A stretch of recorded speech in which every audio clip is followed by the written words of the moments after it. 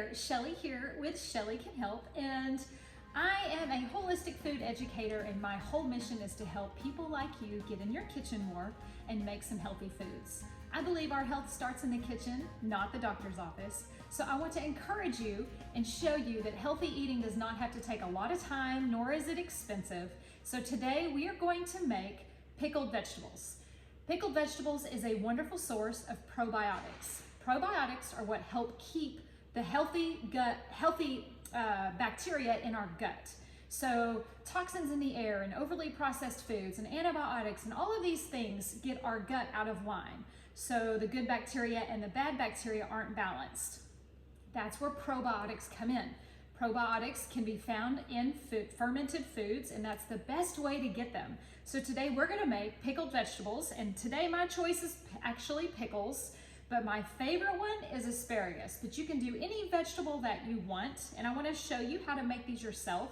When you buy jarred pickles in the store, most of them are not fermented because they are just sitting in vinegar. And today I'm gonna show you a fermenting process so that you are getting the most out of your pickled vegetables. So we are gonna start off with cutting our pickles into, I think I'm gonna do spears today. You can do any shape, size you want. That's the joy of doing pickled vegetables. You can kind of make them your own, however you like to eat them. If you think you're gonna put them on a sandwich, you may wanna do the coin size. Asparagus is by far my favorite. I love them because I'll eat them as a side dish. I'll put them on salad. I'll put them in a Bloody Mary. Really good. But fermented vegetables is such a great way to help keep your bacteria balanced in your gut. They're calling the gut the second brain, which means so much of our body is controlled right there in our stomach. Did you know our mental health actually starts in our gut, not our brain? Crazy. Okay, now what we're gonna do is we're gonna take a mason jar and we are going to put garlic cloves in it. You can do as many as you want. Mine are very small today, so I'm gonna do 5 small garlic cloves. I typically do 2 to 3 large. It's completely up to you. As always, I tell you and encourage you, make my recipes your own. If you don't like garlic, leave it out. But garlic is a natural antibiotic. So if you like garlic, please put it in because it's an extra added nutrient in your fermented vegetables. Next up, we're gonna do mustard seed. About 2 tablespoons of mustard seed. And then about a tablespoon of peppercorn. Now, if you don't like a little kick to your pickles, just leave the pepper out. Next up, we're gonna add some sea salt, about 2 tablespoons. I use pink Himalayan sea salt. You can use any sea salt you like. Now what we're gonna do is we are going to stuff our jars. The key to pickled vegetables, especially if you're going to can them, is to stuff them as tight as you possibly can.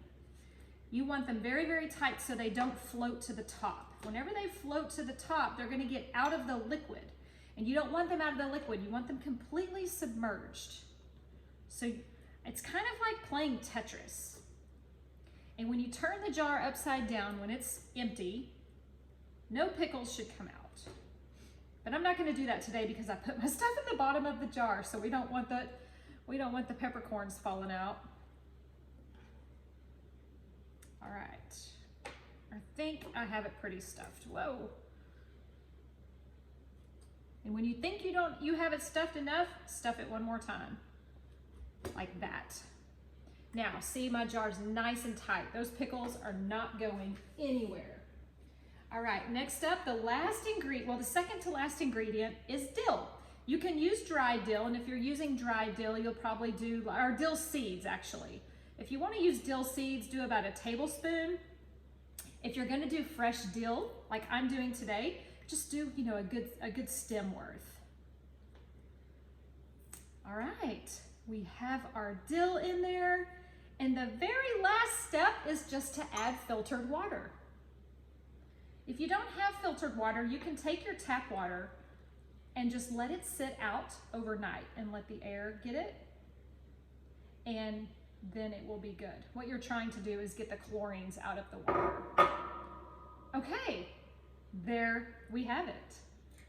It's that easy. I'm not kidding. So now what you do is you just set it out on the counter. You can start at 2 days and then test them. I like to wait 4 to 7 days because I like my pickles pretty tangy. So you just set it out on the counter. Don't refrigerate it until you're ready to, until the taste is how you want it. Then you can put it in the fridge, and these will last like up to 2 weeks. And if you're a canner, just go ahead and can them, and you can put them in your pantry and they'll last years. All right, thank you for watching. I hope that you make some probiotic foods today. And when you do, think of me. You can learn more about me and my services at shellycanhelp.com. Have an awesome week. And I have one question before I go. What is on your fork? Bye for now.